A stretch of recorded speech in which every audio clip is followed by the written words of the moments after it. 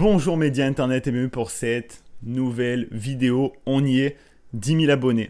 Merci. Si tu t'es abonné hier, il y a 1 heure, il y a 1 an, il y a 6 mois, il y a 2 ans, il y a 4 ans, merci à toi. Je le répète très souvent, c'est qu'un compteur. Il n'y a pas besoin d'avoir 10 000 abonnés pour avoir des résultats avec sa chaîne YouTube dans le cadre d'un side business, d'une activité. Tu peux le faire avec 300 abonnés, 500 abonnés, 1000 abonnés, mais ça fait plaisir de savoir qu'on atteint toujours une audience plus grande sur un sujet sur lequel tu donnes beaucoup d'efforts, que tu travailles sur cette chaîne YouTube. Moi, j'essaye d'aider le maximum de personnes à créer leur liberté, à mieux gérer son argent, à faire plus d'argent, à s'expatrier, à voyager tout simplement pour avoir le maximum d'outils à disposition pour vivre la vie que tu as envie de vivre tout simplement. Et donc forcément, ça fait plaisir quand tu vois que tu as quand même un compteur qui augmente. Donc le but de cette vidéo, c'est que j'ai demandé il y a quelques semaines, au moment où je tourne cette vidéo, je crois que ça fait déjà quelques semaines, j'ai été un petit peu long à la tournée, de me poser des questions que tu te poses peut-être également. Dans l'ensemble, j'ai fait des groupements de questions parce qu'il y en a beaucoup qui revenaient régulièrement, comme d'habitude, et je vais tout simplement y répondre. Donc j'ai ma petite liste et c'est parti tout simplement. Alors la première question que j'ai reçue, devient-on riche en économisant ou en gagnant de l'argent? Donc si j'ai bien compris cette question, c'est est-ce qu'on peut devenir riche en économisant, juste en réduisant ses dépenses et donc en mettant de côté l'excédent que tu es capable d'épargner, ou en gagnant plus d'argent? Enfin, moi, c'est comme ça que je comprends la question. Peut-être que ça peut également te dire, est-ce qu'on devient riche juste en économisant et en gagnant plus d'argent? Si dans les deux cas, ma réponse va être pas mal similaire. Donc, non, à mon sens, on ne devient pas riche en économisant ou en gagnant plus d'argent. Déjà, il faut savoir que si tu gagnes plus d'argent et que tu n'économises pas plus, ça sert à rien. Donc forcément que le fait de gagner plus d'argent et économiser de l'argent, ça va toujours être lié dans une démarche d'enrichissement. Non, en fait, l'idée de gagner plus d'argent pour en économiser plus, ça va être justement après de l'investir. Et c'est là au final que va se créer de la richesse. Si tu n'investis pas, que tu fais juste qu'accumuler ce que tu gagnes, à moins de gagner un énorme salaire chaque mois, par année, ça va être très long, très compliqué. Il va falloir utiliser des leviers d'investissement comme l'immobilier, la bourse, les crypto-monnaies éventuellement. Mais sans ça, juste en mettant de côté de l'argent, ça va être très compliqué, voire impossible, à moins, comme je te l'ai dit, de gagner de très gros revenus. Donc non, il faut investir l'argent justement que tu économises. Moi personnellement, et ce sera sûrement le cas d'une prochaine vidéo, place mon argent très majoritairement en bourse. J'ai également mis un peu d'argent dans les crypto-monnaies. Je ne suis pas dans l'immobilier pour le moment. Je t'en parlerai sûrement dans une prochaine vidéo pourquoi je ne suis pas dans l'immobilier. Mais non, tu ne peux pas juste en économisant, en essayant d'aller chercher plus d'argent, de devenir riche. Après, ça dépend à quel niveau tu places le curseur de la richesse. Mais ça va être plus compliqué. Il faut bénéficier de l'investissement et c'est le bout au final du tunnel.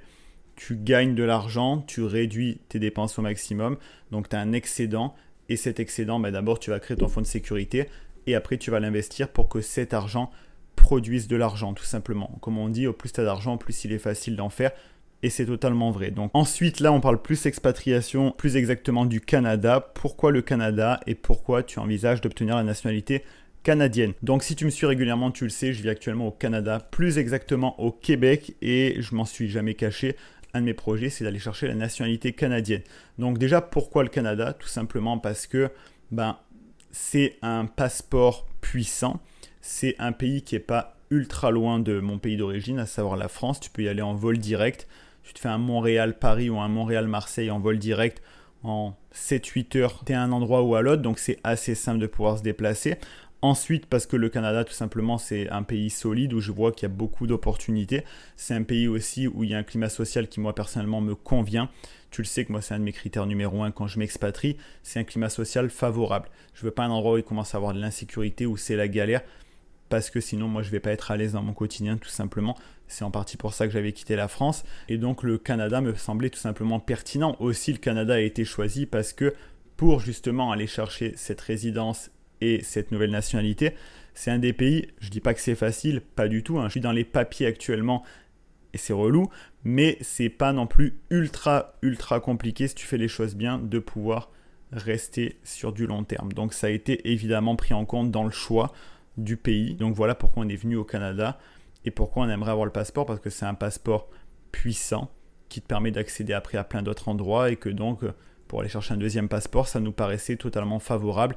C'est également un endroit où on se voit totalement avec ma copine créer une famille, bâtir quelque chose sans aucun problème. Voilà, terre d'opportunité, pas trop loin de la France, conditions d'accès à un nouveau passeport atteignable, c'est possible et donc c'est ça qui a fait balancer notre choix tout simplement. Ensuite, on retourne un petit peu sur les finances personnelles. Est-ce que tu es millionnaire? Alors non, je suis absolument pas millionnaire, mais je dirais plus que je suis en voie de l'être, du moins je travaille dur pour l'être. Pourquoi être millionnaire? J'en parle beaucoup dans les vidéos de finances personnelles. Ça sert à rien d'être millionnaire, ça sert à rien d'avoir de l'argent pour avoir de l'argent. La seule idée, la seule démarche, et je pense que la question a été posée dans ce sens-là, c'est que le fait d'être millionnaire, c'est qu'après, forcément, l'argent permet de faire plus d'argent. Donc forcément, au plus tu as d'argent, au plus tu es capable de le faire travailler pour toi et donc le faire travailler de manière passive, notamment via des investissements boursiers, immobiliers, c'est-à-dire que l'argent travaille tout seul et ça te génère un revenu qui t'amène forcément encore plus de liberté parce que tu peux complètement ensuite t'extraire du travail, quoi. Si tu veux ne plus travailler, ça te crée une rente, tu deviens rentier. Donc oui, c'est un projet dans l'aboutissement, dans ce que permet de faire le fait d'avoir 1 million, voire 2 millions, voire 3 millions. Mais non, je ne suis pas encore millionnaire. Pour le moment, j'ai pas à me plaindre, je vis confortablement, j'ai tout ce qu'il me faut, mais il faudra attendre encore un petit peu avant de voir la vidéo. Je suis millionnaire. Donc ensuite, prochaine question, quel est ton métier? Celle-là, elle est beaucoup revenue, donc je l'ai déjà dit dans une vidéo. Cette vidéo, tu pourras la retrouver ici où je partage tout simplement mes différentes sources de revenus pour te permettre d'y voir plus clair. Donc mon métier, plutôt mes métiers, ça fait, moi je te le dis, je t'invite à voir plusieurs sources de revenus, plusieurs activités tout simplement pour lisser le risque et gagner plus d'argent. Ça te permet que s'il y a une source de revenus qui est coupé du jour au lendemain pour X raisons, tu peux vivre sur d'autres sources de revenus et tu limites le risque. Forcément, tu ne mets pas tous tes œufs dans le même panier. Donc, il y a une première source de revenus, comme je l'ai déjà dit, qui est issue d'un job au Canada. Donc, moi, ce que je fais dans les grandes lignes, c'est que j'aide les entreprises à se développer sur les réseaux sociaux majoritairement pour tout simplement vendre leurs produits et services, pour tout simplement élargir ou fidéliser leur clientèle. Dans les grandes lignes, c'est ce que je fais donc, dans ma première source de revenus, donc dans mon job au Canada, sur ma deuxième source de revenus aussi, sauf que là c'est avec mes propres clients. Et la troisième source de revenus, ma troisième activité, c'est cette même chaîne YouTube où au final, on n'est pas loin de cette activité parce que déjà j'utilise mes compétences en marketing web pour tout simplement faire de la création de contenu, gérer une chaîne YouTube, gérer une audience. Également dans certains contenus, je t'invite justement à créer du contenu parce que c'est un très bon moyen de créer une source de revenus tout simplement. Si tu veux créer une chaîne YouTube pour la monétiser, pour en faire un side business, une activité à part entière. C'est également ce que je mets en avant et c'est ce qui constitue mon écosystème tout simplement. Donc 3 grosses sources de revenus, mais si tu veux plus de détails, je t'invite à regarder la vidéo. Elle sera en fiche quelque part par là. Donc ensuite, qu'est-ce qu'on a? Donc avant-dernière question, penses-tu qu'un certain niveau d'études est nécessaire pour réussir son expatriation au Canada? Alors, forcément, je ne peux pas te dire oui, non, parce que c'est plus nuancé que ça. Je te dirais plutôt que du moins, si tu arrives avec un bagage, que ce soit études ou pas, si tu arrives avec de l'expérience, forcément que ça va être plus simple. Mais c'est le cas partout. Si tu arrives avec de l'expérience, un bagage professionnel, ça va être plus simple d'aller justement chercher des opportunités dans un pays qui n'est pas le tien que si tu arrives avec absolument rien. Après, ça dépend également le domaine d'études dans lequel tu veux travailler. Il y a des professions qui ne vont pas être réglementées dans un pays de la même façon que dans un autre. Donc peut-être que ton diplôme ne va pas concorder par rapport à ce que tu veux effectuer ou alors les normes ne vont pas être du tout les mêmes. Mais donc je dirais plutôt qu'il faut arriver préparé, autant professionnellement que financièrement, qu'il faut arriver préparé. C'est plus ça qui va garantir le succès d'une expatriation. Après, pour assurer, tu peux vraiment arriver, si tu es jeune, tu n'as pas d'expérience, tu peux arriver à partir de rien et bâtir cette expérience sur place. Il n'y a aucun problème. Forcément que tu vas peut-être plus galérer que quelqu'un qui arrive avec de l'expérience, mais rien n'est impossible et il faut bien commencer quelque part surtout. Donc si c'est ça le frein à ton expatriation, ne te gêne absolument pas. Ensuite, non, c'était pas la dernière, c'est l'avant-dernière cette fois celle-là. Alors, quel est le secteur d'activité qui me paraît le mieux pour s'expatrier sur le long terme?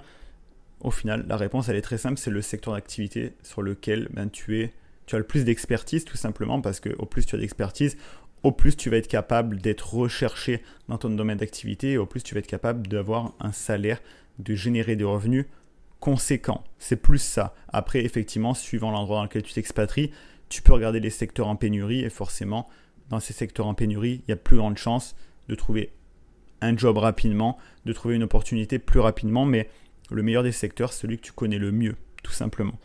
Et donc je terminerai avec la dernière question pour pas que ça soit trop long non plus. Quels sont tes futurs projets, voyage et expatriation? Donc je vais déjà commencer par les projets expatriation. J'ai pas de projet expatriation à l'heure actuelle, sachant que je suis déjà expatrié. J'ai pas prévu de suite au Canada pour le moment. Pour l'instant, je suis établi ici. C'est ma base. Je sais pas de quoi demain est fait, on sait jamais. Mais pour l'instant, absolument rien de prévu de ce côté-là parce que je suis bien au Canada, tout simplement. Je suis bien au Québec. Donc de ce côté-là, pas de changement. Côté voyage, on voit que les mesures se relâchent petit à petit, qu'il y a des frontières qui s'ouvrent, qu'il y a plus de possibilités de voyager. Au moment où je tourne cette vidéo, j'étais déjà en voyage il y a quelques jours à Toronto, donc au Canada, pour aller voir et la ville de Toronto et les chutes du Niagara. Donc ça a fait beaucoup de bien de découvrir une autre partie du pays, de mon pays d'adoption, comme je dirais. Il y a un autre voyage qui est prévu au Canada dans quelques mois et il y a un autre voyage qui est prévu également en fin d'année. Mais gentiment, ça revient gentiment, j'ai pas de projet fixe, notamment de par la situation où vraiment un petit peu tout s'est arrêté pendant, là on sort à peine de cette situation là, donc ça va reprendre petit à petit, tu le sais, le voyage ça fait partie de mon ADN, donc dès que je peux voyager, je le fais. Après, qu'est-ce que j'aimerais voir en termes d'endroits autour de là où je suis? Forcément, j'aimerais découvrir un petit peu de l'Amérique latine, le Mexique, le Pérou, Cuba. Après, évidemment, les États-Unis, il y a déjà beaucoup à voir aussi de ce côté-là. Et continuer à découvrir le Canada. Je pense que ce sera déjà pas mal. En tout cas, merci si tu m'as posé des questions. J'ai vraiment essayé de répondre au gros groupe de questions dans son ensemble. Si tu as des questions supplémentaires à me poser, tu peux me les mettre en commentaire. Ça me fera un plaisir d'y répondre. Et donc voilà, encore merci pour ces 10 000 abonnés. Next step, ça va être les 20 000, les 30 000, les 40 000. On continue quoi qu'il arrive. Tu n'en as pas encore profité. Le pack liberté qui te donne accès à des ressources supplémentaires pour bâtir ta liberté financière et géographique. C'est 100% offert de bon cœur. Donc si tu n'en as toujours pas profité, c'est le premier lien en description. Tu peux également me rejoindre sur Telegram où je partage un autre contenu, un contenu peut-être un peu plus privé. C'est comme un groupe WhatsApp et ça permet d'échanger plus facilement avec toi. Et sur ce, je te dis à la prochaine pour une nouvelle vidéo. C'est Alex Malcolm. Ciao.